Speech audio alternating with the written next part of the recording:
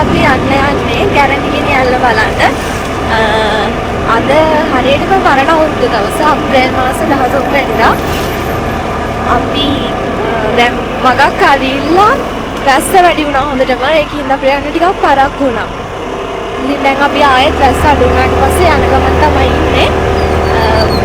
තව ටිකකින් ආයෙත් වහී කොහොමත් දැන් දැනටමත් කළු කරලා තියෙන්නේ වටේම. එහෙනම් අපි යමු ඉස්සරහට කියලා වීඩියෝ එකක් ඔයාලට අරන් එන්න.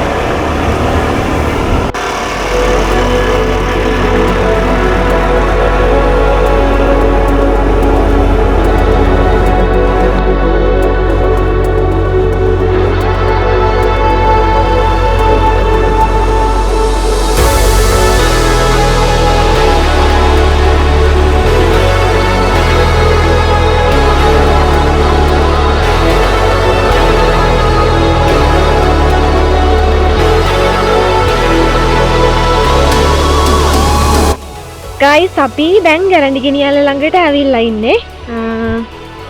එහා පැත්තෙන් පේනවා තාම පහළට ගියේ නෑ, උඩ තමයි ඉන්නේ. වටේටම තේ වතු තියෙනවා. මම හිතන්නේ මේ දියැල ළඟට මුලට යන්න බෑ අපිට. ඈතින්නම් තමයි බලන්න පුළුවන් වෙන්නේ. මෙතන පොඩි අඩිපාරක් තියෙනවා. ඒ පාර දිගේ පල්ලෙහාට යන්න ඕනේ. අපි දැන් හිමීට පහළට බහිමු. අපි ආවේ නුවර ඉඳලා. එතකොට අපි ආව විදිහ ඔයාලට කියන්න. නුවර ඉඳලා එන කෙනෙක්ට නුවර හරි කොළඹ හරි ඔයාලා ඒ පැත්තේ ඉඳලා එන කෙනෙක්ට මම එන විදිහ කිව්වොත් නුවරට ඇවිල්ලා ඊට පස්සේ කුසල්ලාවට එන්න ඕනේ. කුසල්ලාවේ ඉඳලා ඊට පස්සේ ඩෙල්ටා එස්ටේට් එක ගාවින් උඩට පාරක් තියෙනවා. ඒ පාරේ දාලා තමයි එන්න ඕනේ. මැප් එකේ Google මැප් එකේ හරියට ලොකේෂන් එක පෙන්නනවා. ඒ ලොකේෂන් එක බලාගෙන ආවොත් හරියටම එන්න පුළුවන්.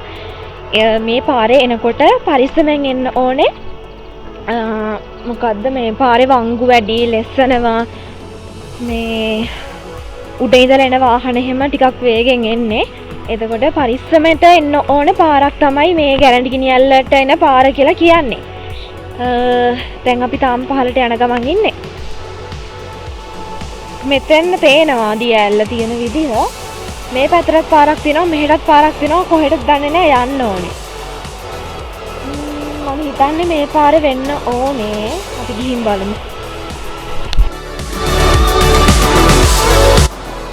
මේ දියැල්ල උඩම, ඒ කියන්නේ දියැල්ල මුල පටන් ගන්න තැන ගෙයක් තියෙනවා. උඩම තමයි තියෙන්නේ. බලන්නකෝ මේ ගෙදර ලස්සන. මේ දියැල්ල මුල පටන් ගන්න තැනම එහෙම තමයි. ඉතින් මෙහෙ මං හිතන්නේ ගොඩක් ඈතින් ඈත තමයි ගෙවල් තියෙන්නේ. ගොඩක් දෙමළ මිනිස්සු තමයි මෙහෙ ඉන්නේ. ඉතින් මේ පැත්තේ මිනිස්සුත් හරිම හොඳයි. මම ඒ ගැනත් අනිවාර්යයෙන්ම කියන්න ඕනේ. ඔයාලට මේ පැත්තේ ඇවිල්ලා මොකක්ම හරි හේතුවකට මොකක්ම හරි දෙයක් ඕනේ වුණොත්, වාහනයක තෙල් නැති වුණොත්, එහෙම නැත්නම් ඔයාලට පාරක් හොයාගන්න අමතක වුණොත් මේ මිනිස්සු අනිවාර්යයෙන්ම ඔයාලට උදව් කරයි. ඒ වගේ හරිම ගුණ යහපත් මිනිස්සු තමයි මෙහෙ ඉන්නේ. ඉතින් මෙන්න මේ මගේ පාතින් තියෙන ගල ළඟ ඉඳන් තමයි ඔය ගොඩාක් කට්ටිය මෙතනට ඇවිල්ලා ෆොටෝස් වීඩියෝස් එහෙම දාන්නේ. මට නම් යන්න කම්මැලි. අතරම මාරම සීතලේ ඉන්නේ. දැන් වෙලාව 5ටත් ළඟයි හවස. ඔව් 4:49යි. මට යන්න කම්මැලි. අතරම මෙතන මෙන්න මේ ගල ළඟ ඉඳන් තමයි මේ අනිත් එක දැන් වැස්ස හින්දා ලෙස්සනවත් ඇති.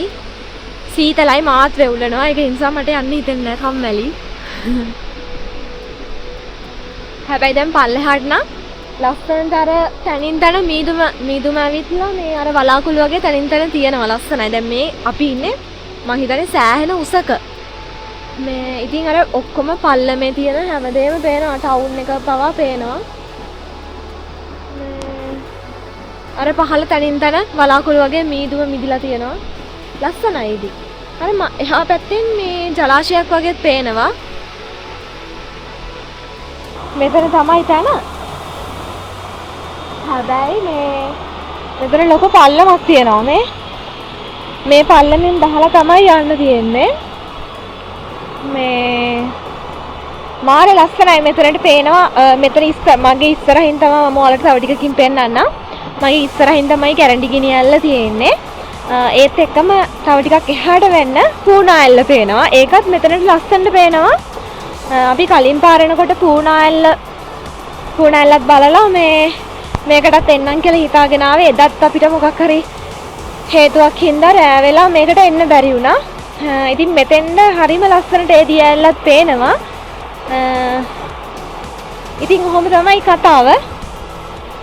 හරිම ලස්සනයි. දැන් අර පොඩ්ඩක් මේ අවුව නැති හින්දා මම දන්නේ මේ වීඩියෝ එකේ එහෙම හොඳට ක්වොලිටි එකට තියෙයිද කියලා. කොහොම හරි මාරම ලස්සනයි.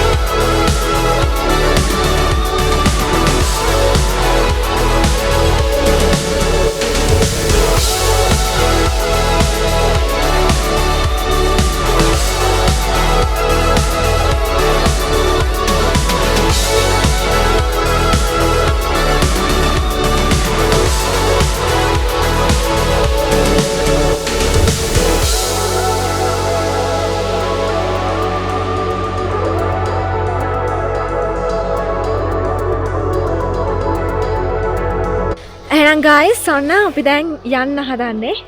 තවත් මේ වගේම ලස්සන ගමනාන්තයකින් හමු වෙමු. එහෙනම් ගිහින් එන්න. බයි.